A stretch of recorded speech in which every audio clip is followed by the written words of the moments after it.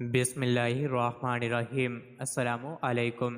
روزانہ واقعات سننے کے لیے اس چینل کو سبسکرائب کریں۔ احمد ثانی میں ایک عابدہ عورت رہتی تھی۔ جب وہ حاملہ ہوئی تو ایک دن اس کا کباب کھانے کو جی چاہا۔ اس نے اپنے شوہر سے کہا میرے لیے کباب لاؤ۔ اس کا شوہر کہنے لگا اگر کوئی چیز میرے بساط میں ہو تو میں اسے کبھی بھی لانے سے انکار نہیں کروں گا۔ اتفاق سے ابھی باتیں چل رہی تھیں کہ ایک گائے اس کے گھر گھس آئی۔ عورت نے اسے دیکھ کر کہا اسے ذبح کر کے اس کے کباب بنائے جائیں۔ مرد نے کہا کہ اے نیک بدبخت عورت، یہ کس طرح ممکن ہے کہ میں دوسروں کی گائیں ذبح کرتا پھروں؟ تم صبر کرو، اللہ بہتر جانتا ہے۔ اللہ رازق ہے اور رزق تقسیم کرنے والا ہے۔ وہ کوئی ایسا سبب پیدا کرے گا جس سے تیرا مطلب پورا ہو جائے گا۔ اس مرد نے گائے کو باہر نکال دیا اور اندر سے کنڈی چڑھا دی۔ باتیں چل ہی رہی تھیں کہ گائیں اندر دوبارہ گھس آئی۔ پھر عورت نے اصرار کیا تو مرد نے کہا یہ بہتر نہیں۔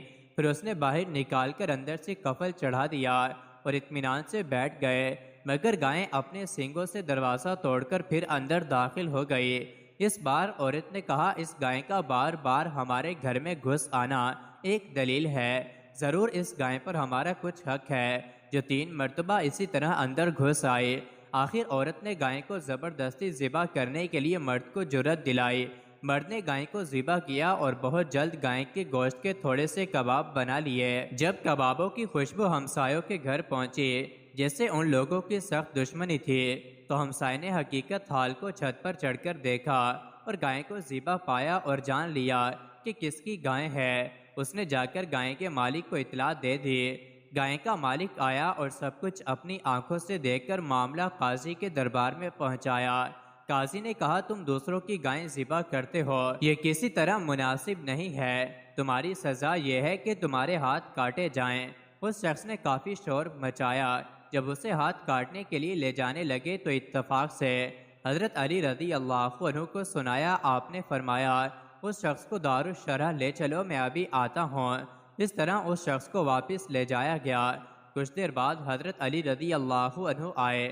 آپ رضی اللہ عنہ نے قاضی کو مخاطب کر کے فرمایا میں اس شخص کے بارے میں وہ حکم دوں جس کا مجھے رسول اکرم صلی اللہ علیہ وسلم نے فرمایا تھا۔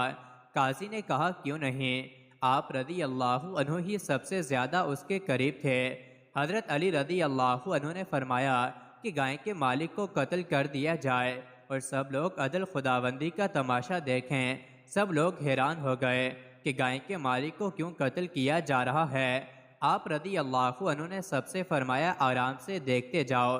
آپ رضی اللہ عنہ کے حکم سے گائے کے مالک کا سر کاٹا گیا اور گائے کے سر کو بھی لایا گیا۔ ان دونوں سروں کو قریب قریب رکھا گیا۔ آپ رضی اللہ عنہ نے اسماء حسنہ میں سے ایک اسم پڑھا جس کو کوئی نہ سمجھ سکا۔ بحکم خدا اس کے کٹے ہوئے سر سے آواز بلند ہوئی کہ مسلمانوں جانو اور گواہ رہو کہ میں نے اس شخص کے باپ کو ناحق قتل کیا تھا اور گائے کو غصب کر کے لے گیا تھا۔ اللہ امیر المومنین کو جزائے خیر دے، اس دنیا میں ہی مجھ سے قصاص لے لیا اور عاقبت کے عذاب سے اور ہمیشہ کے لیے دوزخ میں رہنے سے بچا لیا۔ اور اس گائے کا سر گویا ہوا اور جو کچھ مرد نے کہا تھا اس کی تصدیق کی۔ یہ حال دیکھنے اور گفتگو سننے کے بعد تمام مدینہ شہر حضرت علی رضی اللہ عنہ کی مدح و ثنا۔ مزید ایسی ہی ویڈیوز کے لیے چینل کو ضرور سبسکرائب کریں۔